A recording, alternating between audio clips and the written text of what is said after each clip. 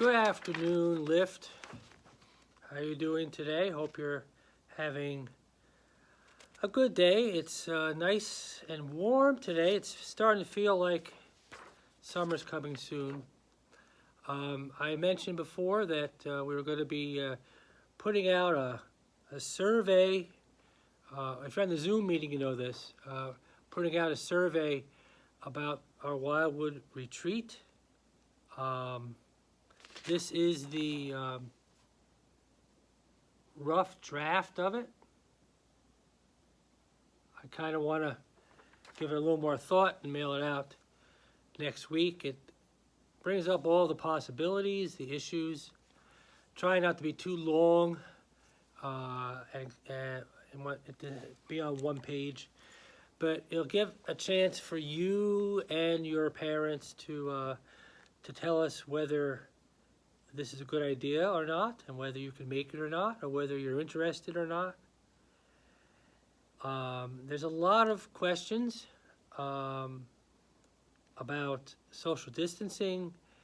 There's a lot of questions about all kinds of matters about surfaces and masks, and maybe even, we'll have to be in cars together. It's not closer than 6 feet. Things like that. So, just a lot of questions. So hopefully your parents and you can look this over and make some decisions and choices and just be honest. It's not like this retreat is essential. Hear that a lot. Is this an essential retreat? No, it's not. It's not an essential retreat. It's a fun retreat and important maybe, but not essential. And maybe you'll be disappointed if we don't go. Being disappointed is something, like I've often said, give me any reason to go to Wildwood and I'm there. In fact, we are going to be vacationing there at the end of July, assuming that things don't go all so out of hand that they close the beach again and boardwalk and all that. How do we deal with disappointment, though? I mean, that's a good question with not a good answer. Sometimes we stomp our feet and get really upset, and sometimes we just get down on ourselves, get depressed.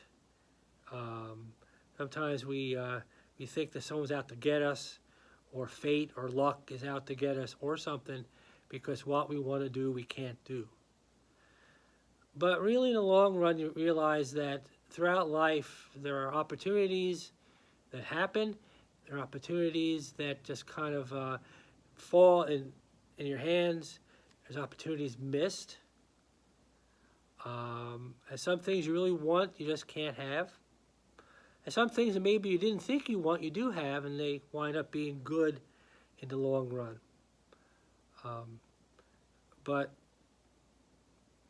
we don't get disappointed in our faith or in our God, because God always provides for us what is best, what is good, what is righteous.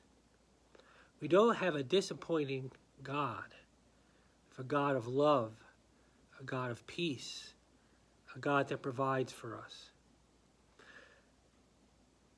So while the world may mess us up and give us the short end of the stick sometimes, God won't. God will always be with us, giving us what we need, what we hope for, what we dream of, if it is in His plan. So I'm going to sign off now. Look for that survey in your mail next week, I think. The deadline to return it is June 15th, so I'll give you a couple weeks to go it over and give me some responses. Take care and God bless.